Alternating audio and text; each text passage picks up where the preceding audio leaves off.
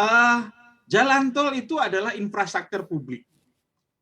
Jadi selain kalkulasi investasi dan return secara independen sesuai dengan karakteristik bisnis jalan tol, pembangunan infrastruktur jalan tol juga harus dilihat dari kemanfaatan keekonomian untuk menjadi stimulus perkembangan ekonomi sektor-sektor lain.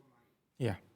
Hal yang sama dipandang oleh pemerintah untuk tidak hanya mengembangkan infrastruktur publik jalan tol di Jawa saja. Ya. Pemerintah sangat menyadari bahwa untuk pengembangan ekonomi di luar Jawa harus juga tersedia infrastruktur publik yang memadai. Karena efek samping dari pengembangan infrastruktur ini adalah munculnya kegiatan-kegiatan ekonomi baru. Ya. Nah, rasanya yang dilakukan pemerintah saat ini dengan pengembangan infrastruktur publik jalan tol di luar Jawa, ini juga strategi yang harus kita apresiasi dan kita dukung bersama. Lalu bagaimana private sector melihat peluang-peluang tersebut? Kembali lagi, private sector harus melakukan analisa secara mendalam. Bukan hanya dari perspektif finansial, tapi sosial dan pengembangan wilayah, serta dinamika yang memunculkan potensi-potensi ekonomi baru. Nah, rasanya aspek-aspek itu akan dilihat oleh kita semua. Jadi tidak selalu Astra Infra melihatnya hanya dari, kita hanya fokus ke Jawa saja, tidak. Tapi seluruh perspektif untuk analisis kelayakan sebuah investasi itu akan kita lihat.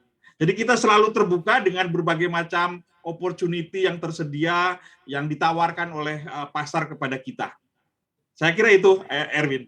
Ya, dari kacamata private sector, kemudian Pak Kris, dari pemetaan yang dilakukan juga dan analisa mendalam oleh grup Astra Infra, di mana saja sih Pak wilayah di luar Pulau Jawa yang menurut grup Astra Infra paling promising jangka menengah sampai ke panjang ini Pak? Nah, kalau spesifik jalan tol, memang ada dua tipe jalan tol. Yang pertama adalah jalan tol yang bersifat konektivitas antar wilayah.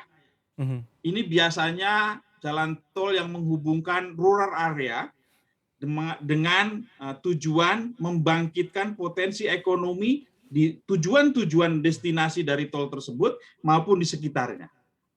Nah, karakter yang kedua adalah jalan tol urban area, jalan tol di metro, yang notabene karakteristiknya adalah untuk para komuter yang menghubungkan rumah tinggalnya ke tempat kerjanya. Nah, dua karakteristik ini tentu memiliki resiko yang berbeda-beda. Contohnya, ketika seperti larangan mudik saat ini, notabene harusnya untuk karakteristik jalan tol yang di metro itu tidak terpengaruh. Sedangkan yang di rural yang menghubungkan antar wilayah itu berpengaruh. Nah, jadi kembali lagi perspektif ini menjadi bahan pertimbangan bagi kita private sector untuk menentukan apakah sebuah opportunity, sebuah aset itu menarik untuk kita akuisisi dan kita kembangkan sebagai portfolio internal kita. Ya, Pak Kris Ade, singkat saja Pak sebelum kita tutup perbincangan kita, target tertentu yang ingin dikejar oleh grup Astra Infra tutup 2021 ini Pak?